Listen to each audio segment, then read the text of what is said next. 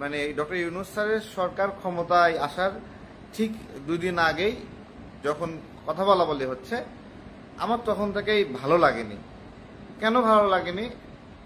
আমি আসলে, আমাকে একজন মানুষ তথ্য দেয় যে ডক্টর ইউনূস স্যার শেখ হাসিনার সময় প্রায় 50,000 কোটি টাকা তার গ্রামীণ ফোনে কর ফাঁকি দিয়েছে বিভিন্নভাবে।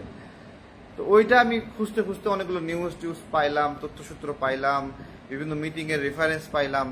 Head east on road number 10 toward avenue number 11, then turn left onto avenue number 11. তো ওই তথ্যটা যখন পাইলাম, সেই তথ্যটা পেয়ে আমি তখন থেকে বললাম, আরে তার মানে লোকটা যেহেতু রাষ্ট্রকে ফাঁকি দিচ্ছে, হ্যাঁ, তার মানে দেশের মানুষকে ফাঁকি দিচ্ছে, তাই না?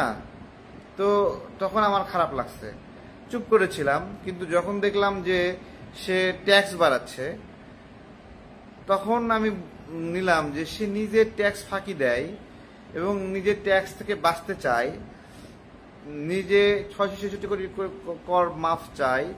সে তার গ্রামীণ ফোন 25% থেকে জনগণের ভাগ 10%-এ নিয়ে আসে, আর সে বাংলাদেশকে ওন করে, বাংলাদেশকে মনে ধারণ করে। আমি যেরকম ধারণ করে লড়াই গেছি, একজন দেশপ্রেমিক মানুষ কর ফাঁকি দেবে বলেন, তখন আমি প্রথম থেকেই আমি একবারে ইনিশিয়াল লেভেল, আমার আগে ডক্টর ইউনূসকে মানে হলো তার সমালোচনা করছে এরকম বাংলাদেশে কেউ নাই। I am the first one. এমনকি আওয়ামী লীগের মাহবুবুল হানিফ তাকে শুভেচ্ছা জানাইছে তাকে, কিন্তু আমি ক্রিটিসাইজ করছি এবং আমি এখনো তার ক্রিটিক্স। আমি আমার পজিশন নড়াইনি। আমি যেই পজিশনে ছিলাম সেই পজিশনে, এই পজিশনে থাকার কারণে আমাকে দালাল বলছেন এবং বলছেন ডক্টর ইউনূসের যে সমালোচনা করবে সে ভারতের দালাল। এই গল্প তৈরি করা হয়েছে। আজকে বাংলাদেশে এই সংকটটা কেন বলেন তো? শুধুমাত্র একটা তারিখের অভাবে এই সংকট। তারিখটা কি বলেন?